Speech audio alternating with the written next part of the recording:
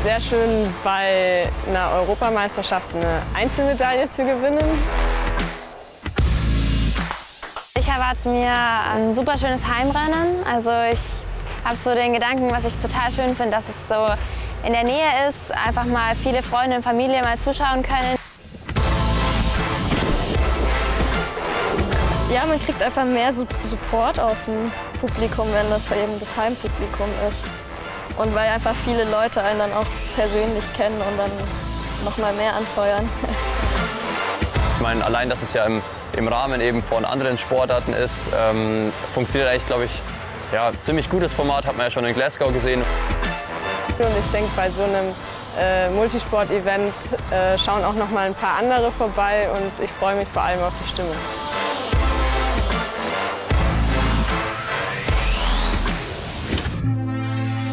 They keep on saying, we'll find your straight way, 24 hours a day.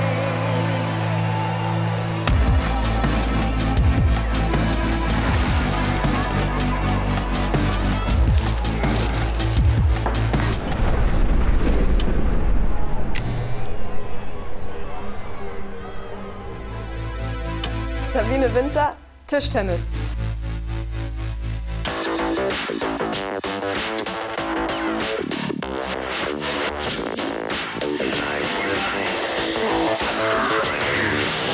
Wie viel Vorsprung willst du haben? Wenn ich mit links spiele, oder? Kreisliga gegen Bundesliga. Mich fasziniert, dass es viel Abwechslung gibt, dass man sich eben immer wieder neu auf seinen Gegner einstellen muss, aber dass selbst wenn man gegen denselben Gegner spielt, das Spiel an dem einen Tag ein ganz anderes sein kann als am nächsten Tag und dass es eben ja, einfach abwechslungsreich ist und es immer wieder ein bisschen was Neues gibt. Ja, früher mal war es so, wenn du den Punkt machst, kriegst du eine Schokolade oder ein Eis oder irgendwas. Aber inzwischen macht sie alle Punkte.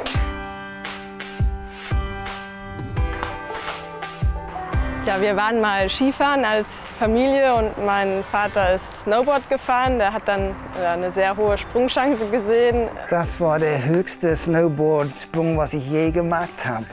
War ungefähr 5 Meter hoch, war auch der letzte Sprung, was ich je gemacht habe. Und das war auch meine allererste Hubschrauberfahrt. Da hat er sich dann das Bein gebrochen, dann konnte er lange Zeit nichts anderes machen, als ja im Stuhl zu sitzen.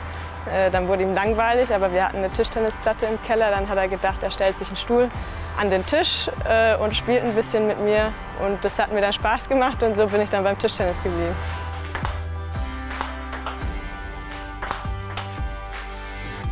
In der 10. Klasse, ich war auf dem Gymnasium, haben dann meine Eltern gesagt, als sie gemerkt haben, dass das mit dem vielen Fehlen in der Schule durchaus auch ein bisschen Stress ist, dass ich gerne auch mal ausprobieren kann, nur Tischtennis zu spielen und je nachdem, ob es mir Spaß macht, wie es läuft, kann ich das natürlich weitermachen oder dann nach einem Jahr auch wieder auf meine Schule zurückgehen und das Abi beenden. Und dann habe ich mir gedacht, das ist eigentlich eine gute Idee und habe es gerne ausprobiert, habe es gemacht und aus dem einen Jahr sind 10 Jahre geworden.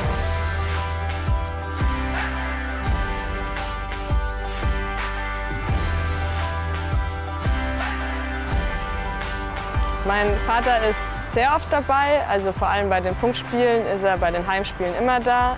Bei den internationalen Turnieren, wenn er mit dem Auto gut hinkommt, also wenn das Turnier gut erreichbar ist und nicht eine zu lange Fahrt ist, dann schaut er auch da immer wieder vorbei.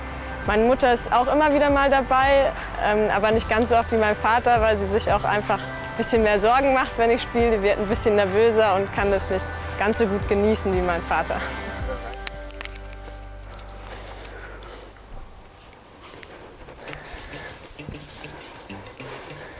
Bist du nur bekannt oder auch mal vorher? Mach 2-2. 2-2? Aber nicht zu tief in die Ecke spielen. Ich glaube, mein erstes Video war Slackline TT.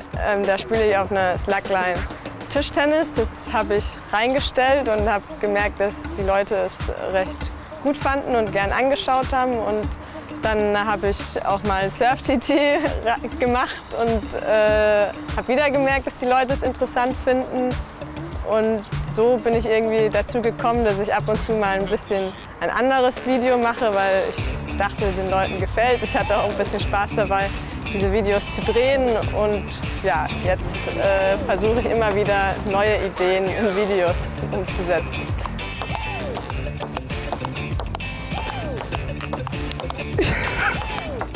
Yes!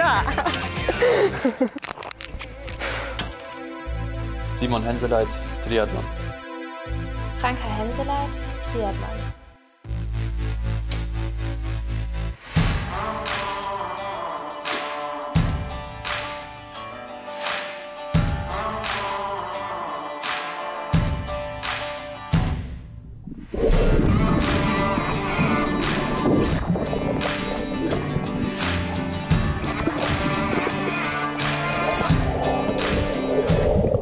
Also meine Schwester und ich, wir machen Triathlon. Es ist jetzt nicht das, wo man gleich daran denkt, der Ironman, wo man 180 Kilometer Rad fährt und danach noch einen Marathon läuft, sondern eben, es ist deutlich kürzer und schneller und auch, ja, wie wir finden, spannender. Und es sind 1,5 Kilometer Schwimmen, 40 Kilometer Radfahren und 10 Kilometer Laufen. In der Kurzstrecke gibt es auch noch die Sprintdistanz. Das ist dann nochmal die Hälfte von der olympischen Distanz. Das ist einmal 750 Meter Schwimmen, 20 Kilometer Radfahren und 5 Kilometer Laufen. Also alles nochmal ein bisschen kompakter, kürzer und nochmal ein bisschen schneller.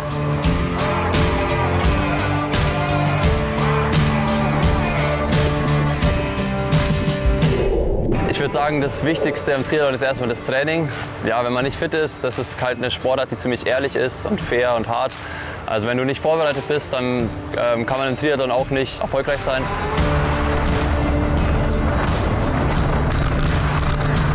Es ist einfach eine Sportart, die ziemlich lang dauert, bis man seinen Höchstleistungspunkt erstmal erreicht hat.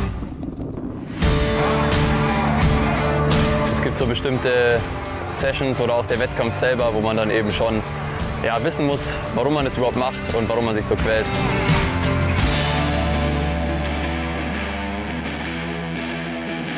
Mit 7 Jahren habe ich das erste Mal den Triathlon kennengelernt durch meinen Cousin. Der kam immer mit dem Fahrrad bei mir vorbei zu Hause und war eben auch Triathlet. Und das hat mich dann schon immer fasziniert. Und dann bin ich eben erstmal so ins Schwimmtraining zum Triathlonverein in der nächsten Stadt.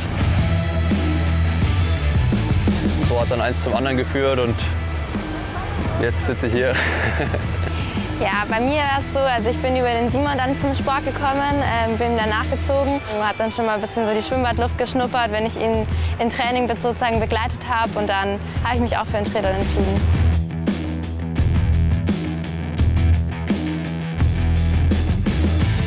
Es ist natürlich schön, wenn ein bekanntes Gesicht dabei ist, jemand, der immer das Training mit einem teilt und mitmacht. Und da haben wir uns eigentlich schon immer gut verstanden und uns gegenseitig auch gepusht.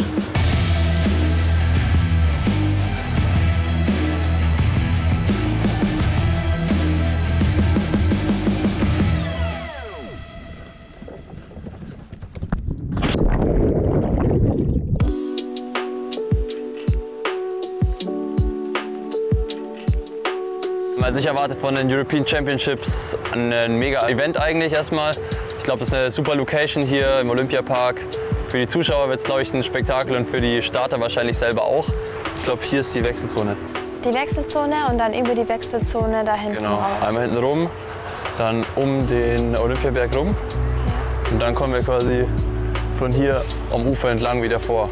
Also Die quasi Laufstrecke wird dann richtig so anspruchsvoll. hoch, Ja. dann oben entlang. Das ist wahrscheinlich ganz cool, du kannst halt von hier immer sehen, wo die Athleten gerade sind. Ja, auch ein bisschen so irgendwie Nostalgie. Simon und ich haben hier eine unserer ersten Triathlons gemacht. Damals ausgerichtet vom MRC München.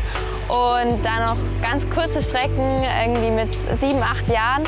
Und da den Gedanken, hier wieder herzukommen, den Wettkampf habe ich damals schon total gern gemacht, habe ich richtig Lust drauf. Wahrscheinlich 3 Laufrunden oder so, 4. 4 wahrscheinlich? Ja. Oh, 4-mal den Berg hoch. Ja, wird auf jeden Fall hart. Ja. Alma Bestvater. Klettern. Allez, Kecho, komm.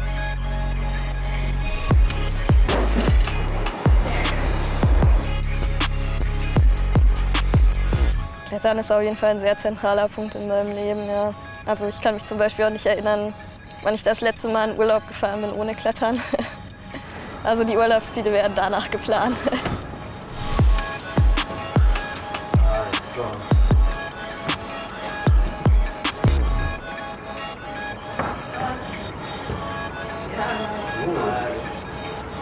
Ich bin über meine Schule zum Klettern gekommen. Da hatten wir so einen Klassenausflug in den Thüringer Wald und dabei sind wir auch mal geklettert an den Felsen, die dort stehen. Und dann fand ich so cool, dass ich zum DAV gegangen bin und dort in der Jugendgruppe trainiert habe.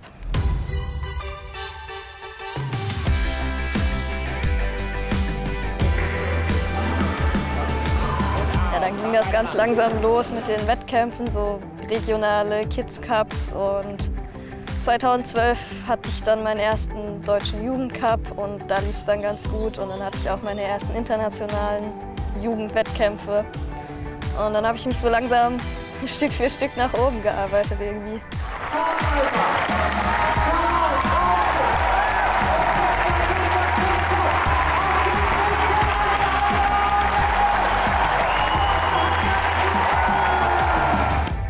Ich glaube, als ich das erste Mal realisiert habe, dass ich da echt weit vorn mit dabei sein kann, habe ich mich dann relativ schnell dazu entschieden, auch eben nach München zu ziehen.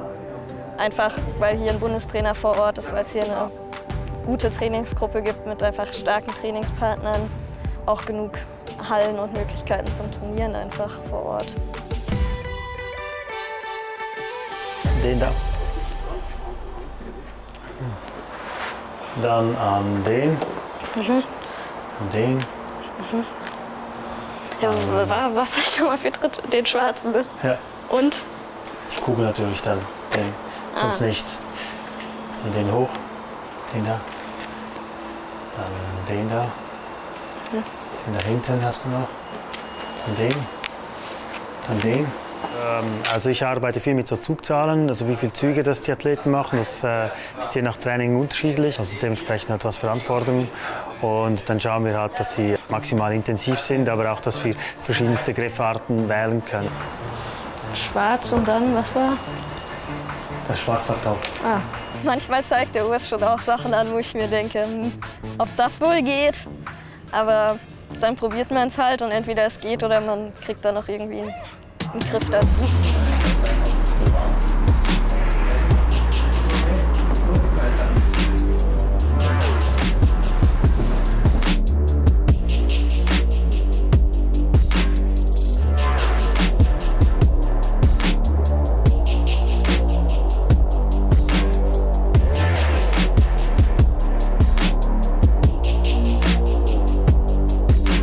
Seit 2018 wohne ich im Olympiapark. Genau, im Uhlidorf. Und das ist halt super praktisch, weil es einfach mega nah am Olympiastützpunkt ist. Also ich bin einfach schnell im Training, ich bin schnell bei der Physio. Und ja, auch so ist es ja relativ zentral. Man ist auch schnell in der Stadt und eigentlich überall, wo man hin will.